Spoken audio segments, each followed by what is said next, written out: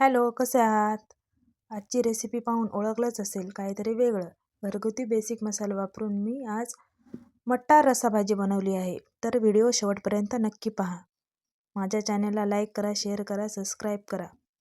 तर मटार रस्सा बनवण्यासाठी मी इथे कांदा, टोमॅटो, सांबार आणि बेसिक मसाले वापरले आहे. मसाला हा खरपूस भाजायला द्यायचा. अगोदर कांदा हा छान भाजायचा. कांदा छान भाजल्यानंतर लगेच त्यामध्ये टोमॅटो ॲड करायचा. बघा, अशा पद्धतीत नक्की रस्सा मटार भाजी करून बघा. मार्केटला आता हिवाळा संपत आलेला आहे. मार्केटला खूप सारा मटार स्वस्त मिळत आहे. नक्की आणा आणि अशा पद्धतीत ट्राय करा. कारभाऱ्यानं आज खूप सारा मटार आणला होता. म्हटले काहीतरी नवीन बनव. मी आलूत, वांग्यात, गोबीत वेगवेगळा मटार वेगवेगळ्या भाजीमध्ये वापरला. पुलावही बनवला. तर म्हटलं आज वेगळं काहीतरी म्हणून रस्सा मटार भाजी मी बनवली. खूप छान चव होती त्याची. तुम्ही नक्की अशा पद्धतीत ट्राय करा. आवडेल तुम्हालाही. कारभारी खुश आणि तुम्ही पण खुश. बघा, यामध्ये मी लसूणही ॲड केला आहे. लसूण एक साईड वाटलेला नाही. यामध्येच सर्व साहित्य हे वाटून घेतलं आहे. नंतर कोथिंबीर टाकली आणि मिक्सरला बारीक हे वाटण केलं. सकाळची खूप घाई असते, मुलांनाही जायचं असतं आणि कारभाऱ्यांनाही जायचं असतं. नक्की अशा पद्धतीत ट्राय करा. मी थोडीशी वेगळी पद्धत वापरली आहे. तुम्ही या पद्धतीत करा. तुमचा वेळही वाचेल आणि मटार रस्सा भाजी खूप छान लागेल. त्यानंतर मी कढईत तापायला ठेवली. कढई छान तापू द्यायची. त्यानंतर थोडंसं तेल टाकायचं आणि कच्चे मटार त्यामध्ये भाजून घ्यायचे. ही थोडीशी माझी वेगळी पद्धत आहे. का तर सांगते मी.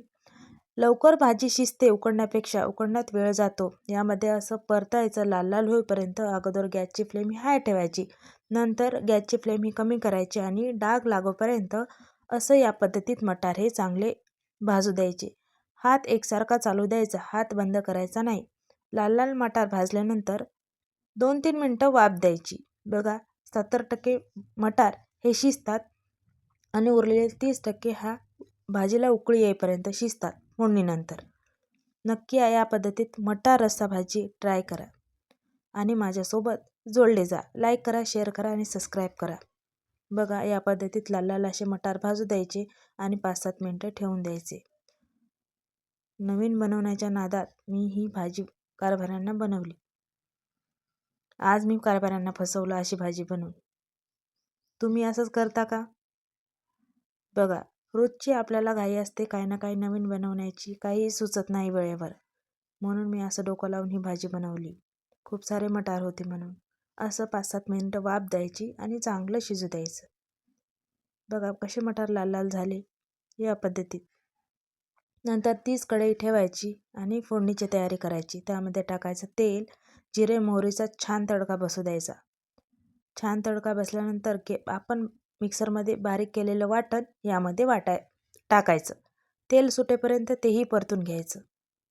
छान परतते बघा. छान सुरेख आणि चवही खूप छान येते. काही जास्त मसाले वापरायचे नाही. कमी मसाल्यातच अशी भाजी नक्की ट्राय करा. मसाल्याचं मेजरमेंट येण्यासाठी मी बाजूला मसाले काढून ठेवते. जास्त तिखट होत नाही, बरोबर मेजरमेंट मला येते. असं तुम्ही नक्की ट्राय करा. चम्मचनं डायरेक्टली नाही वापर करायचा. भाजलेले मटार त्यामध्ये ॲड करायचे. तेही एकजीव करायचं. कोथिंबीर आणि चवीपुरतं मीठ टाकून आवश्यक तेवढं पाणी ॲड करायचं. जास्तही पातळही नाही, जास्त घट्टही नाही. चांगली मीडियम रस्सा भाजी खायलाही सुंदर लागते. बघा, अशी नक्की ट्राय करा. खूप छान दिसत आहे. चवीपुरतं मीठ ॲड करायचं, कोथिंबीर ॲड करायची. 5-7 मिनटं लो फ्लेमवर ही भाजी शिजू द्यायची. भाजी शिजेपर्यंत दुसरीकडे पोळ्याही होतात, टिफिनही पॅक केला जातो. घाईमध्ये अशी रस्सा भाजी या पद्धतीत नक्की ट्राय करा. आवडेल तुम्हाला. कमी गॅसवर वाफ द्यायची. बघा, सुंदर दिसत आहे ना?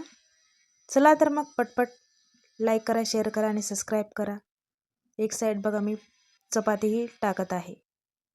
छान गरम गरम रस्सा भाजी. दिसायलाही सुंदर, चवीलाही छान. नक्की आवडेल तुम्हाला. नक्की ट्राय करा. माझे नवनवीन व्हिडिओसाठी लाईक करा, शेअर करा आणि सबस्क्राईब करा. नक्की माझ्यासोबत जोडले जा. अप्रतिम सुंदर अशी भाजी, मटार रस्सा भाजी. आवडली ना तुम्हाला? नक्की ट्राय करा. थँक्यू.